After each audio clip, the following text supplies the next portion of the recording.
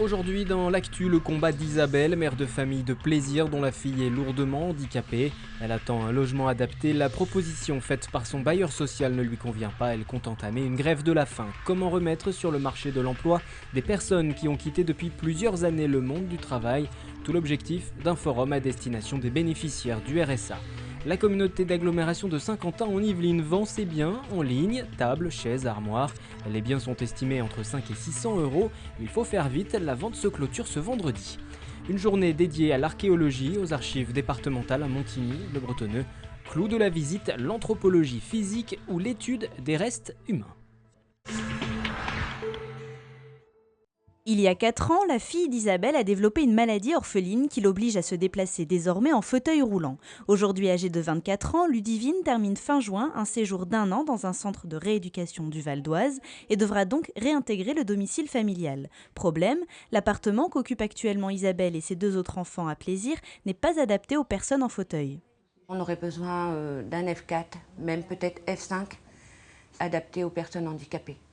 C'est-à-dire rez-de-chaussée ou alors avec ascenseur, afin que Ludivine puisse sortir et rentrer librement de l'appartement. Isabelle a multiplié les demandes de logement auprès du Centre communal d'action de plaisir, de la mairie, des sociétés HLM et de la préfecture des Yvelines. Le maire a appuyé un petit peu ma demande en envoyant des courriers, divers courriers aux sociétés d'HLM qui sont sur Plaisir et à la préfecture des Yvelines. Mais rien ne bouge, quoi. Son bailleur social, l'Opivoix, a bien proposé de la reloger à Plaisir, mais elle a décliné l'offre. Personnellement, je n'habiterai pas au Valibou. Voilà, je ne me sens pas en sécurité d'emmener mes 2 filles dans un secteur de plaisir comme le Valibou. Isabelle a aussi demandé le soutien de l'Association des paralysés de France et pour se faire entendre, elle est prête à entamer dès ce vendredi une grève de la faim. Pas facile de trouver ou retrouver un travail quand on touche le RSA. Chômage de longue durée ou isolement peuvent corser le retour à l'emploi. Pour débloquer la situation, le premier job dating dédié à la réinsertion professionnelle a été organisé à la Maison de l'Emploi de Plaisir. Il y a des entreprises, des centres de formation, des organismes aussi de réinsertion professionnelle, donc ils peuvent répondre au retour à l'emploi. Point essentiel, ces structures sont un tremplin pour ces demandeurs d'emploi. Ici, on ne vient pas chercher un CDI. Exemple avec cette structure d'insertion qui recherche 3 agents de tri. On propose des contrats d'insertion qui ont un agrément maximum de 2 ans. Et donc, au cours de ces 2 ans, les gens passent par différentes étapes. En fait. Ils se réadaptent, ils ont des repères et puis ils gagnent en rapidité. Voilà. Et donc après, ils sont prêts pour retrouver un autre emploi dans une autre entreprise dit classique en fait.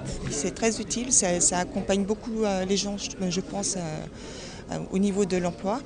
Là, j'ai repéré la structure Apidel pour pouvoir commencer à partir du mois de septembre dans le repassage.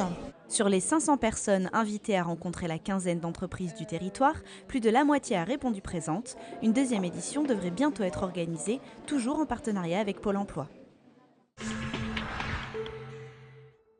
La communauté d'agglomération de Saint-Quentin en Yvelines a décidé de vendre aux enchères quelques biens sur Internet. 300 produits sont destinés à la vente, parmi lesquels armoires, tables, chaises et bureaux. On a des postes, on va dire, de collaborateurs dans différentes tailles 160 ou 180. On a des plans de travail tout seul, des plans de travail complets avec des caissons. On a du mobilier de direction, donc certaines gammes selon les années, à certains prix. Comptez par exemple 600 € pour ce bureau contre 50 ou 30 pour d'autres modèles. Cette vente s'échelonne en 4 vagues. La première, déjà achevée, s'adressait seulement aux agents de la communauté d'agglomération et aux associations saint-quentinoises. Sur 150 objets mis aux enchères, 56 ont été achetés par 17 collaborateurs de l'agglomération et 8 associations. Quant à la deuxième qui se fermera vendredi, elle concerne tous les publics et pour les retardataires, 2 autres phases sont encore prévues pour les mois de juillet et septembre. On est un peu dans l'idée que cette 3e vague se termine, on va dire, à la fin du mois de juillet pour prendre un horizon. Et à partir de là, septembre constituera la 4e vague et on espère la dernière. Le château de la Coudre, ancien siège de l'agglomération, accueille actuellement le mobilier à vendre. Une fois vidé, le bâtiment devrait être transformé en résidence pour personnes âgées. Journée portes ouvertes au centre des archives départementales d'archéologie situé à Montigny. Samedi dernier, les visiteurs ont pu choisir entre une exposition du temps de Vercingétorix à Charlemagne dans les Yvelines, mais le clou de la visite, l'anthropologie physique ou l'étude des restes humains avec des squelettes plutôt bien conservés comme celui-ci de l'époque mérovingienne. Ce squelette, en examinant les os de son bassin, on nous dit qu'il est un homme. Voilà. En regardant en fait les traces qu'on peut voir sur les vertèbres, on peut en conclure que l'homme est un individu assez âgé. Élément important qui aide à déterminer la tranche d'âge du squelette à sa mort, sa dentition. Ici, on a la mandibule d'un individu qui est donc immature, un enfant. On voit qu'il n'a plus aucune dent de lait, mais que ses dents définitives ne sont pas encore toutes poussées. Et à partir de ça, donc on voit que la première molaire est là, mais la deuxième n'est pas encore sortie. Les canines non plus. Donc on peut en déduire qu'il avait entre 10 et 12 ans.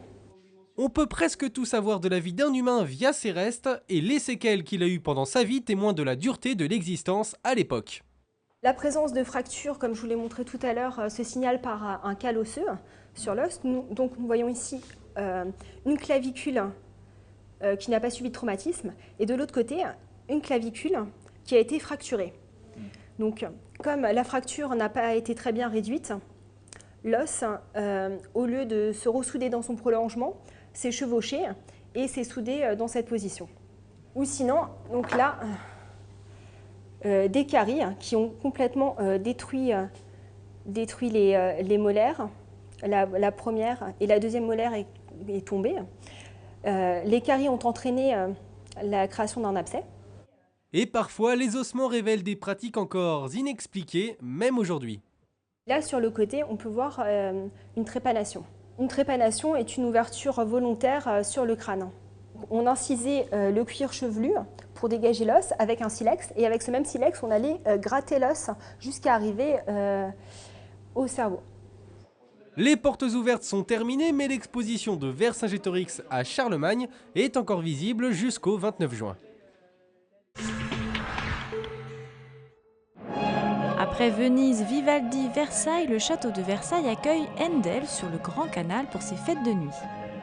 Handel est un compositeur baroque comme Vivaldi, dont on va dire, la période est la même que celle du château de Versailles, mais c'est aussi quelqu'un qui a composé de manière géniale pour le plein air, et c'était ce plein air qui nous intéresse ce soir.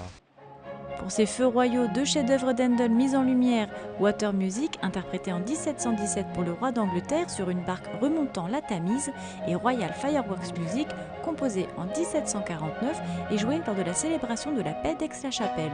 Deux classiques faits sur mesure pour le domaine de Louis XIV.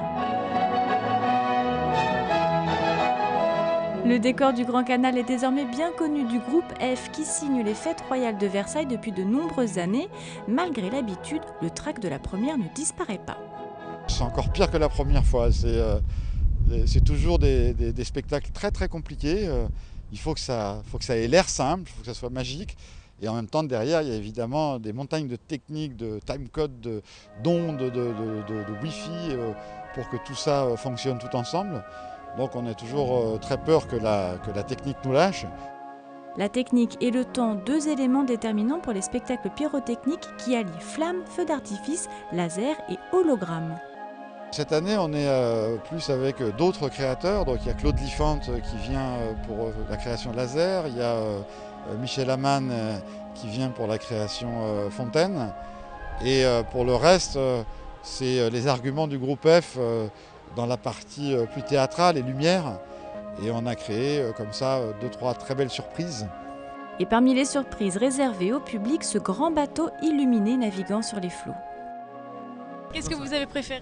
Le bateau, le grand bateau avec Louis surtout. Tout, c'était exceptionnel. C'était trop bien. Qu'est-ce qui t'a plu le plus? Bah la fin. Et pourquoi? Bah parce que ça faisait trop de bruit. Et maman, je me suis moquée dans ma tête parce qu'elle s'était bouché les oreilles. Les feux d'artifice royaux et leur impressionnant bouquet final embraseront le Grand Canal jusqu'au 6 juillet pour 4 représentations.